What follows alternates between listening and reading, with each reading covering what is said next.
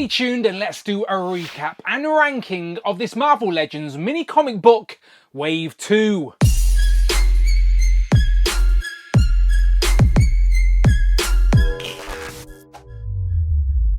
Pow and welcome back to the channel, Dan Who Reviews. As always, my name is Dan W. Make sure you are following me on Instagram at It's Dan Who. And remember now you can hit that join button and become a channel member as well. Either show some love or join the members club. Much appreciated. Today, let's do a recap and ranking on this Marvel Legends mini comic book, Wave 2, as this is now the second wave of Marvel Legends we have gotten this year under the mini comic gimmick, which I have to admit is growing on me a little bit. And there are now 12 mini comics in total if you are keeping track at home, but there has been no confirmation yet whether this is a theme that will continue into 2026 and beyond. And whether you like this gimmick or not, we have had that conversation already. Not everything is for everybody, and that's okay. But the one thing that I will praise across both of these waves has been the character selection. The character assortment has been a healthy mix of characters that are worthy of a re-release or a slight upgrade, and they've also managed to sprinkle in some new characters along the way. And what I think Wave 2 does better than Wave 1 has been the significance of those new characters that they've included, as we're now completing teams, which is so important for the wider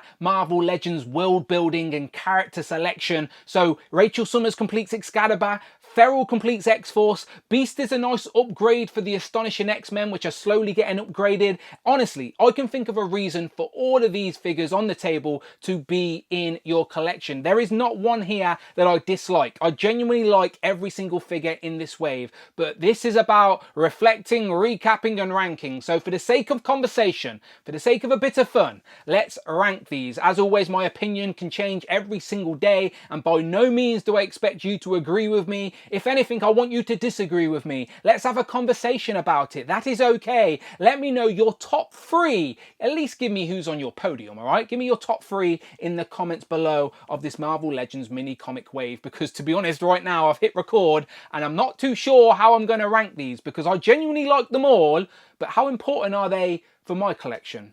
Let's figure it out together. Let's get into it. Let's rank these Marvel Legends from the mini comic book, Wave 2.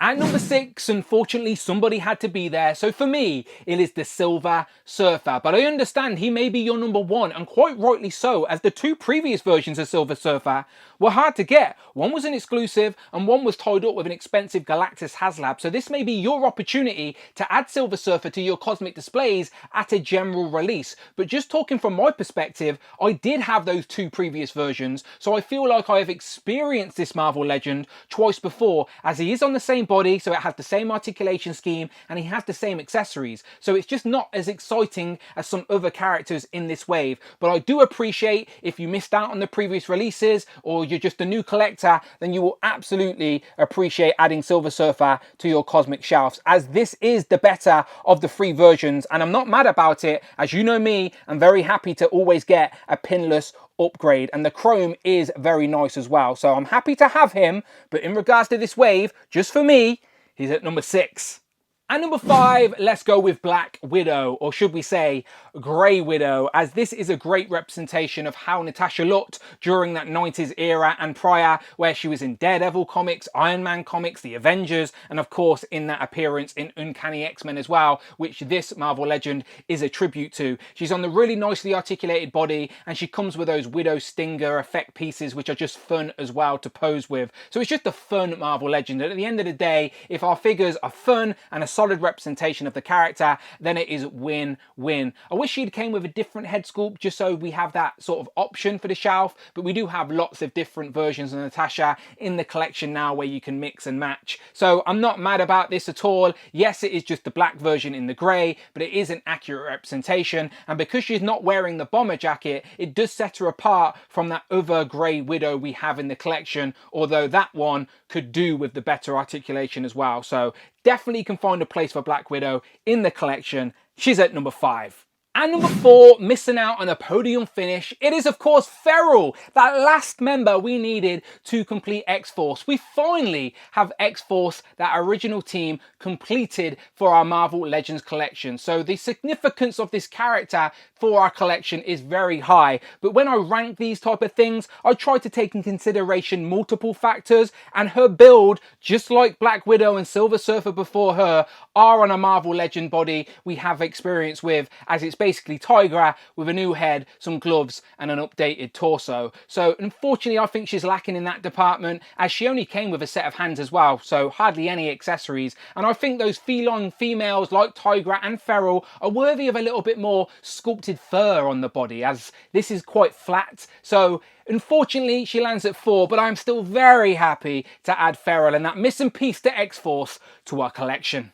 And number 3, making it onto the podium with a bronze medal, it is of course the man without fear, Daredevil. Now don't get me wrong, my mind's eye of Daredevil will always be in the red, but this is a very particular look from Daredevil, the man without fear, one we have never had in the Marvel Legends line before, a very popular story, and there's going to be a lot of collectors that are very happy to see that represented in plastic. And unlike the other figures in this ranking so far, there's no reuse. This is all new, so he has to get points for that. He's obviously completely pinless, and considering how chunky he looks, which again is a solid representation of the art, he moves really well, as a Daredevil should do. So yeah, he had to make it onto the podium for that alone. So Daredevil, unsurprisingly, is at number 3.